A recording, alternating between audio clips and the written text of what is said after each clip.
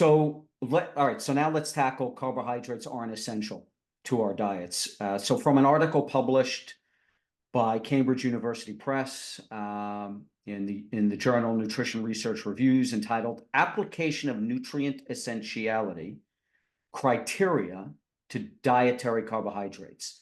Dietary carbohydrates do not meet the criteria for nutritional essentiality because they are not required in the diet for growth, health, and survival, and whose absence leads to a deficiency, to disease or death. So essentially, what this article is stating is that when you consider essentiality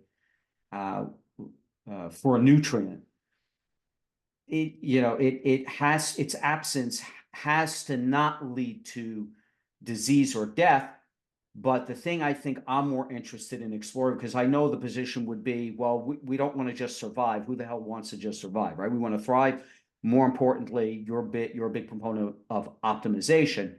So the thing that catches my eye here, and this is where I really want to hear your input on what's essential, is that they say that the reason dietary carbohydrates do not meet the criteria is because they are not required in the diet for growth, for health, and then survival. So we can just shunt survival aside. Let's talk about the fact that the View, and again, this is Cambridge University Press, right? It's a respected journal. And the narrative here is, hey, carbs aren't essential for growth. They're not essential for health, and their absence will not lead to deficiency or disease. What do you have to say about that? Yeah. So there's an important distinction here, which is not that carbs are not essential, but dietary carbs are not essential. Right. So, Okay. and that's what this question is about. We're talking about dietary essentiality, meaning do we have to eat this to stay alive, to grow, all of that? Mm-hmm. And that is a very different question from, is this a nutrient that's needed? So, and as a really important uh, parallel here, saturated fats and monounsaturated fats are also not dietarily essential. We have zero need for them dietarily. We can consume 0 grams of each. We won't have we won't have any disease, won't have any health issue or any fat deficiency. The only fat that is considered to be essential is the polyunsaturated fats, the omega-6s and omega-3s. Whether they're actually essential is very questionable.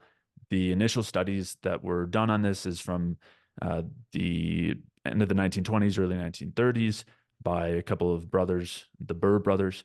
Mm-hmm. And this was done at a time where there was a bunch of vitamins and minerals that weren't yet identified. And so they put these rats on a diet without any polyunsaturated fats, with no omega-6s actually was the focus, but no polyunsaturated fats. And they had issues. They didn't grow well. They had skin lesions, all sorts of problems. So they said, all right, these fats are essential. Okay. The studies were then redone less than a decade later. I think it was like 7 to 9 years later. And after the discovery of vitamin B6 and I believe zinc and their essentiality, and when those were provided, they couldn't recreate the issues developed by a so-called essential fatty acid deficiency.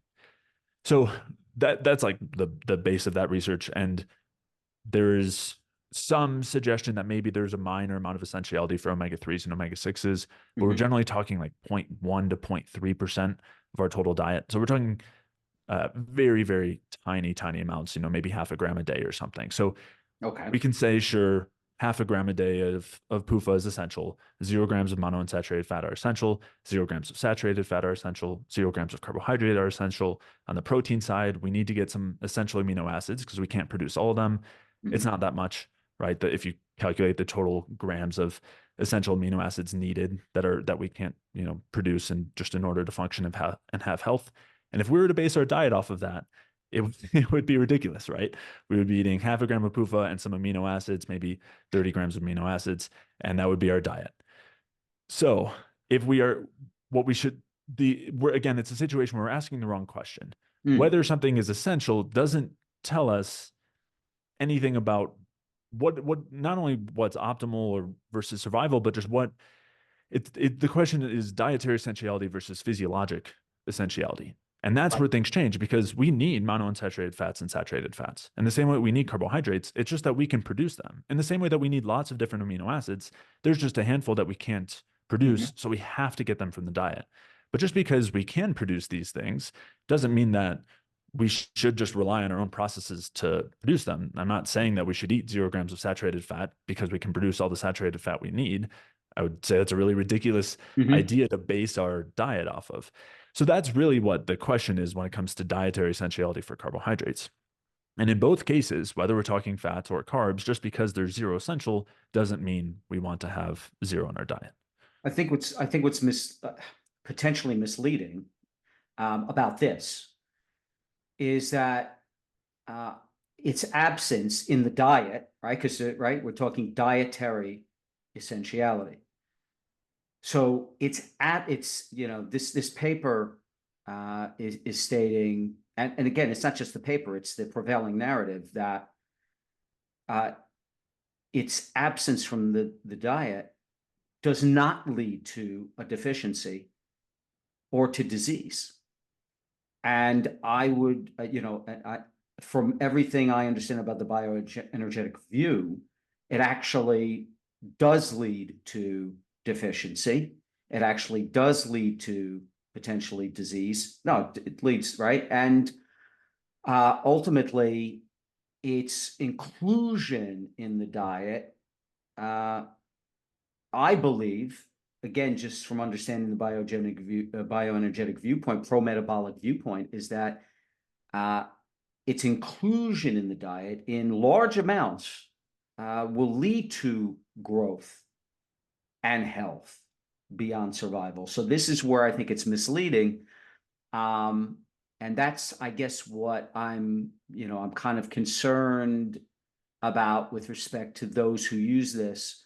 Uh, and, basically say, look, I can make all the glucose I need out of amino acids and protein. So why should I eat carbs?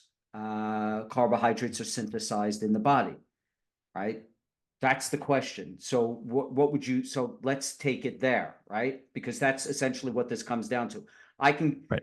I can create all the carbohydrate I need. I personally did it, right, for years. Um, so why do I, right? Like, why do I need carbohydrates? Why not use protein to do so? Yeah, and that is the next very important question, right? What is the cost of doing that? And again, just want to make it clear, we can say the same thing about fats, right? We can say the same about saturated and monounsaturated fats. And the same when we have gluconeogenesis, we have de novo lipogenesis, we can produce these ourselves.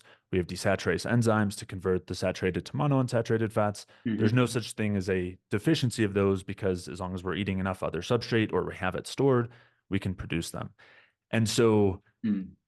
I it, would argue, but I would argue that I would say the health effects of not eating fats as opposed to not eating carbs. I I think I think you can go a long way and feel pretty damn good eating just protein. What the long-term effect of that is a whole nother question. But if you go any length of time without eating fats, right? Like zero carbs, you can go quite a long way. Eat zero fats, and I think within I don't know what weeks you're gonna be crushed. I mean, I think it's What pretty do you parallel. Not like, think so? yeah. So there's use Okay. cases for this too. Like there are a number of situations where very low fat diets, sub 10% are used for insulin resistance and diabetes. And we see, Okay. people being able to get off of insulin. And, there's a number of those scenarios, not just like individual cases, but like, research Interesting. on that. Okay. Fair enough. Again, Denise Madra has a great article on that too, titled "In Defense of Low Fat," and there's Okay. the second part of that title Okay. that I think is worth looking at. And anyway, like I think both come at a major cost. Neither are ideal. In the same way that people can get by on a low fat vegan diet. Again, I do think it comes at a cost health wise. And what if we did that, but with protein? Without decreasing protein, I think it would come at much less of a cost. Mm. But I don't think either of them are the right question to ask. And I know you're not saying that. It's just an important kind of counter argument to bring up. But and that the real question, as you're saying, is what is the value of consuming these versus producing them endogenously? Like why, if we can produce all the saturated fat we need, or we can produce all of the carbohydrate we need, why consume these things? And My bigger question is, why consume carbohydrates in any significant amount? Again, if we could just get them from protein and have the protein and get all the glucose we need, all the glucose that we assume we need, all the glucose that our brain needs. Maybe we don't get the biggest pump in the gym, but I'd love to understand why this is a bad thing. Less so with the fats, but I mean, if you want to bring that up, that's fine. But I'm really interested in the carb piece. yeah, and I know that we'll focus on that. The only reason I bring that up is just because I think it is important to recognize, because both of us have been in that space of low carb, and when you're Mhm. and been at different levels of understanding physiology, obviously that evolves over time. And I think it's important to recognize the level with which we're exploring health and physiology and the type of argument that can persuade us. And I think we want to be careful about an argument like essentiality, which I think is a very weak stance for the consumption of anything. Okay. And so that's a general idea that I want to get at here. And again, when we're talking essentiality, we're talking normally, and this is how every vitamin, mineral is determined to be essential, amino acids.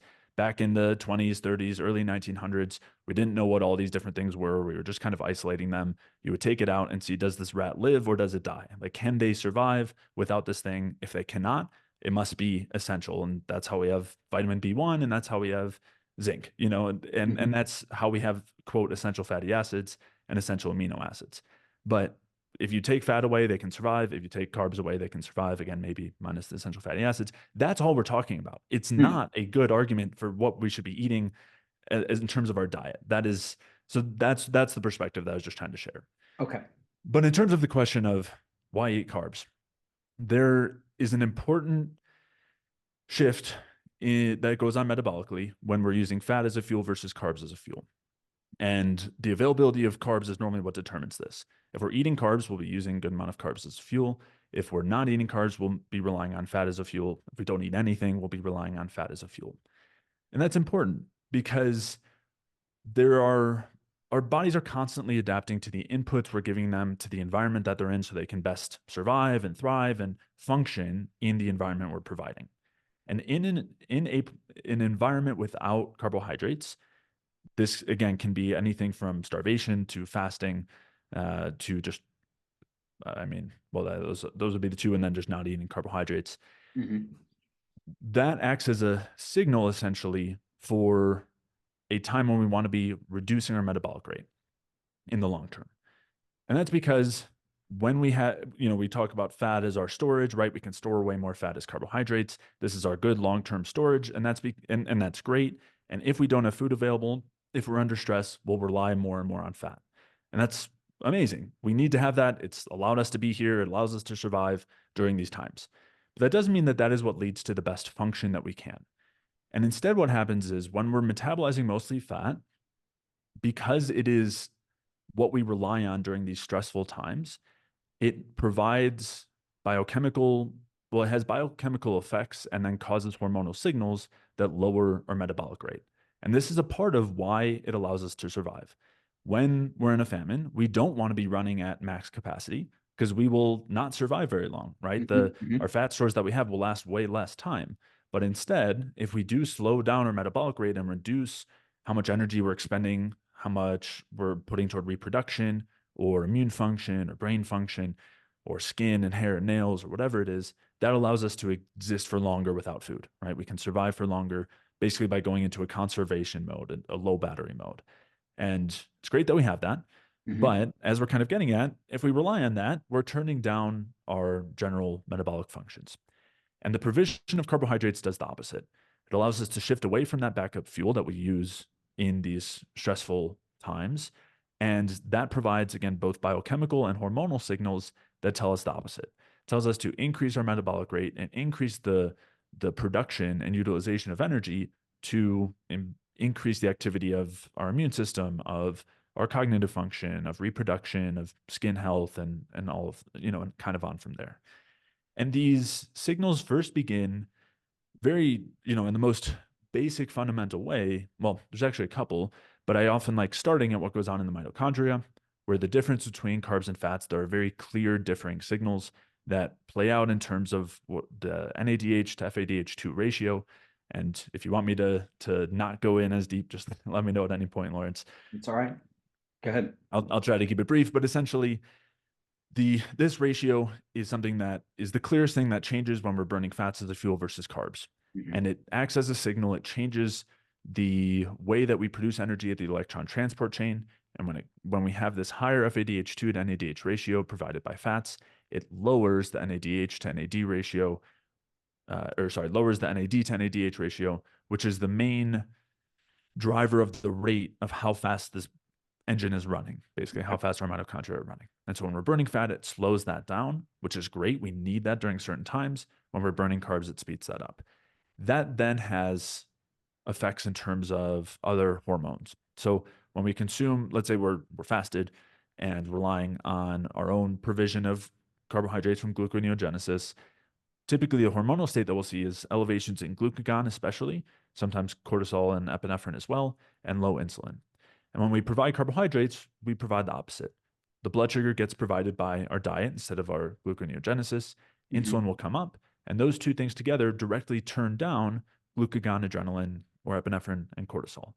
And those three hormones, which are typically regarded as stress hormones, because this is the same thing that happens whether we're under stress from exercise, whether we're under stress from fasting, or whether we're just not consuming carbohydrates, it's the same response, or smoking, or any sort of different issues, but we'll come back to that. So when those things are elevated, they act as hormonal signals, which are just signals that tell our body we're in an environment that we want to slow things down in. And that happens by slowing the conversion of thyroid hormones. It slows down the conversion of T4 to T3. So we have less of the active thyroid hormone, which is our main metabolic regulator. We have less thyroid hormone production from the thyroid gland. We also have reductions, in testosterone production and other pro-metabolic hormone production. And these are seen again from each of those three hormones to different levels. Of course, cortisol is the most extreme, but even with glucagon, we'll still see more minor or smaller effects here. And so we're basically shifting the whole metabolic state from one that's more in conservation mode, more in scarcity mode, versus more of an abundant mode. And I would say that abundant mode is much more aligned with optimal health.